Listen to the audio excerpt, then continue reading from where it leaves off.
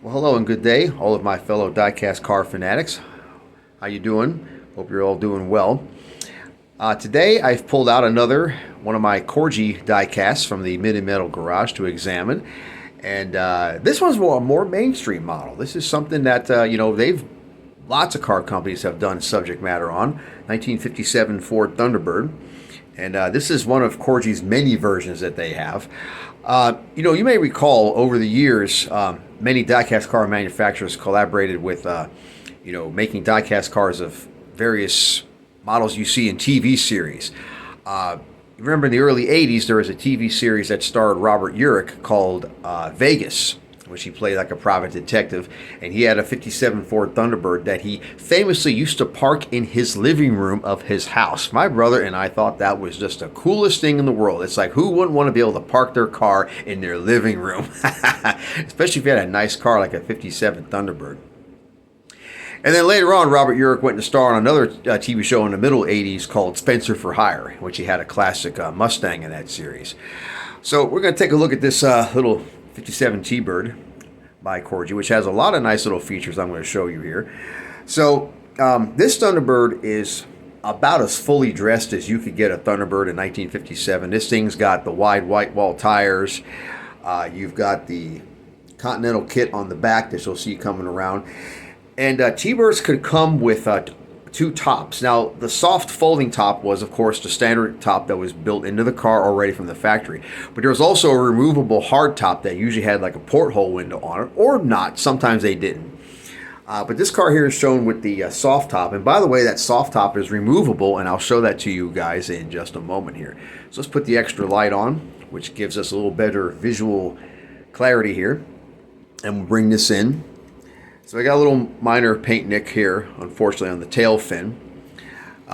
So for being only a two-seat car, it's got kind of a gigantic trunk. But then again, a lot of cars in the 50s had that. They saw fit to detail the tail lamps out very nicely. You got the fender skirts on this model, of course. Now, this little door right here. Let's talk about them. All the Thunderbirds between 55 and 57 had them. So what they were is they were a way to help expel excess engine heat. You could actually open those up manually, and in hot days it would allow you to expel a little extra engine heat by doing that. These were powered by a 312 cubic inch V8. There was a supercharged version of this available. Now this is the Y block Ford engine. These were not as good as the FE series that came later on in, I believe, 1958 when those came out. Yeah, the Y block unfortunately had kind of a bad oiling system. It wasn't a very good design. So it's kind of surprising that they would do that, make it a supercharged version. There's another little paint nick right here. This actually came in a box, so I'm kind of surprised it's got those kind of, paint nicks on it.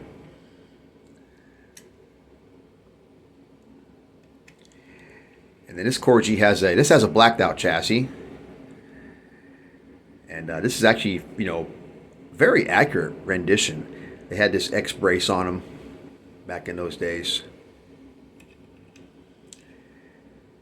Got the textured grille there, little hood scoop, and then here I want to show you this part here. This is so cool. So you got the soft top here, and it's removable. You just pick it up like that, pops right off. Now you can enjoy some top-down motoring. And I think virtually every Thunderbird they ever built had some type of two-tone interior. And yeah, this one has the same, prototypical generic Corgi steering wheel that they put in there. And, I remember years ago seeing a 57 Thunderbird at a car show, and it was one of the most gorgeous color schemes I think I had ever seen. It was like a coral color. And then it had a black hardtop with the porthole window. And then the interior was a combination of black and coral as well, with the wide whites and the Continental spare tire kit on the back. And, by the way, back in these days, they used to actually put a spare tire back there. If you can believe it, they used to actually do that. One drawback about the Continental kit is it added a lot of extra length to the car. It added, I think to the back of the car, like between 12 and 13 inches. And, knowing how big cars were in the 50s, even this being a two-seater was a pretty large-sized car. but also a lot of fun, and also and just an American classic. I mean, I don't know of a single person who doesn't like these cars. They're just very stylish, very personal. But yeah, I like the fact that Corgi made a model like this of a classic American 50s car. But yeah, so there we have it, folks. Nice little 57 Thunderbird by Corgi. And if I have any more Corgis to show you, I'll definitely do that. But in the meantime, you guys enjoy yourselves, and we'll see you again in the next video. Take care.